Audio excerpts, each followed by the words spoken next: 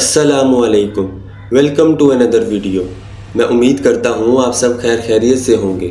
اگر آپ horror stories کو سننا پسند کرتے ہیں تو پلیز اس چینل کو سبسکرائب کر لیں تاکہ آنے والی تمام ہارر سٹوریز کی اپڈیٹ آپ کو مل سکے۔ تو چلیے شروع کرتے ہیں ہماری آج کی کہانی۔ ماموں یونس 4 بہن بھائیوں میں سب سے بڑے تھے۔ انہوں نے میٹرک تک تعلیم حاصل کر رکھی تھی، باقی بہن بھائی ان پڑھ تھے۔ گاؤں کے لوگ ماموں کو چودھری کہتے تھے۔ علاقے میں بھی ان کی کافی جان پہچان تھی۔ ناظم سے بھی ان کی دوستی تھی۔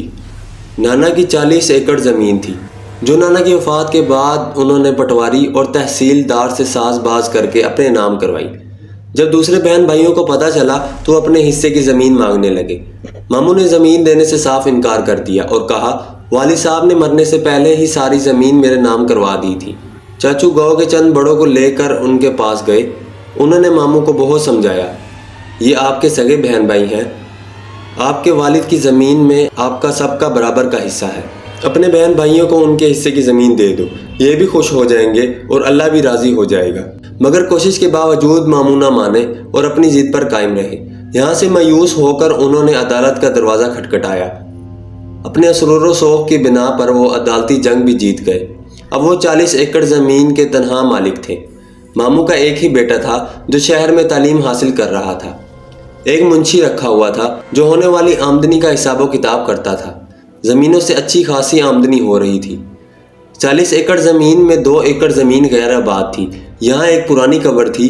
لوگوں کا کہنا تھا اس قبر میں اللہ کا نیک بندہ دفن ہے یا کوئی غیر مخلوق رہتی ہے، جس وجہ سے چودھری یونس کی فصل دوسرے لوگوں سے زیادہ اوسط دیتی ہے۔ زندگی صبر اور شکر کی آزمائش ہے۔ جو اس آزمائش میں کامیاب رہتے ہیں، زندگی بس ان کی ہے۔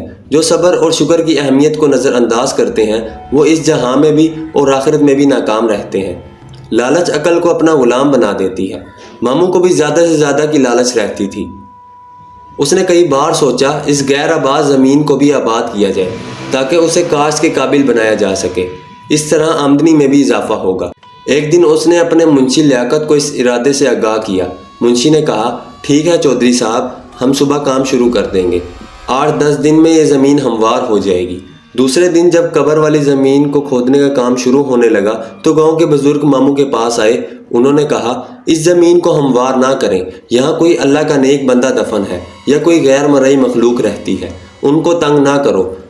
اللہ نے آپ کو بہت کچھ دیا ہے، آپ نے اگر ان کو بے گھر کر دیا تو یہ آپ کے لیے نقصان دہ ہوگا۔ انہوں نے بڑوں کا کہنا مان کر کام روک دیا۔ رات کو ایک نادیدہ قوت ماموں کے پاس آئی جسے دیکھ کر وہ ڈر گئے۔ آپ کون ہیں اور کیا چاہتے ہیں؟ تو آگے سے اس نے جواب دیا میں کوئی بھی ہوں، آپ کو اس سے کیا غرض؟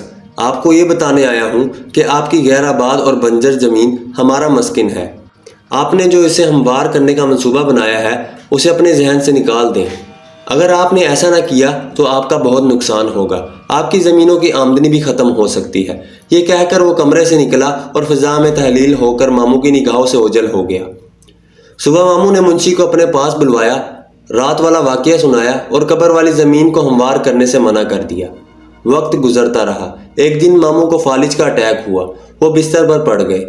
زمینوں کی دیکھ بھال اب ان کے بس کا کام نہیں تھا، لہٰذا ان کا بیٹا حارث تعلیم ادھوری چھوڑ کر واپس گاؤں آ گیا۔ اب وہ زمینوں کی نگرانی کرتا تھا۔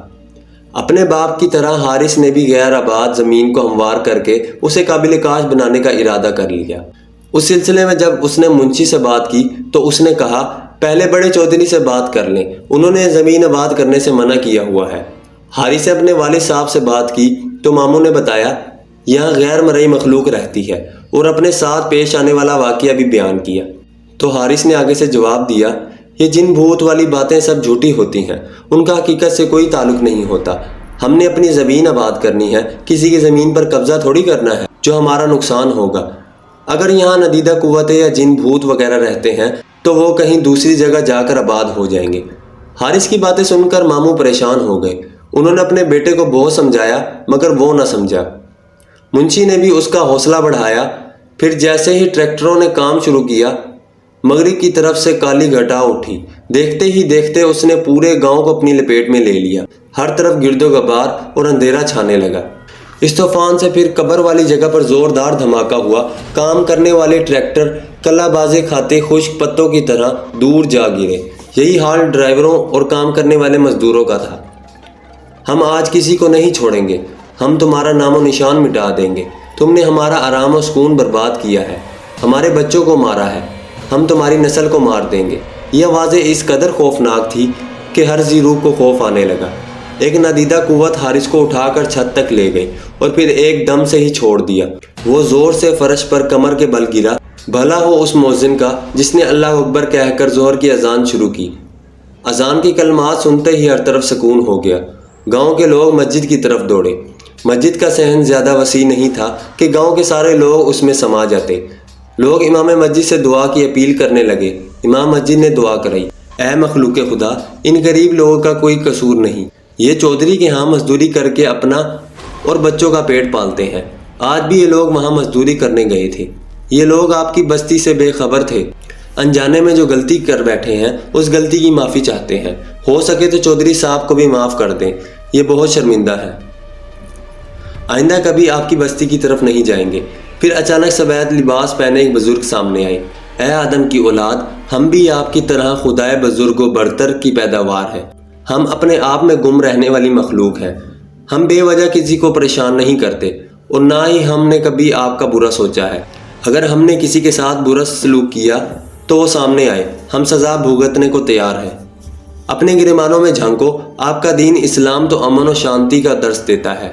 صراط مستقیم اس کی راہ ہے اور سچائی اور انصاف جذبہ ایمان ہے۔ چودھری یونس اور اس کے بیٹے کا کردار سب کے سامنے ہے۔ لالچ کی ہوس نے ان کو انسان سے حیوان بنا دیا ہے۔ جھوٹی شان و شوکت بڑھانے کے لیے انہوں نے اپنوں کا حق مارا ہے، بہن بھائیوں کی زندگی عذاب بنا دی۔ جاؤ، ہم نے تمہیں معاف کیا، پھر کبھی بھول کر بھی ہماری بستی کی طرف مت آنا۔ دوبارہ غلطی کی تو ہم معاف نہیں کریں گے۔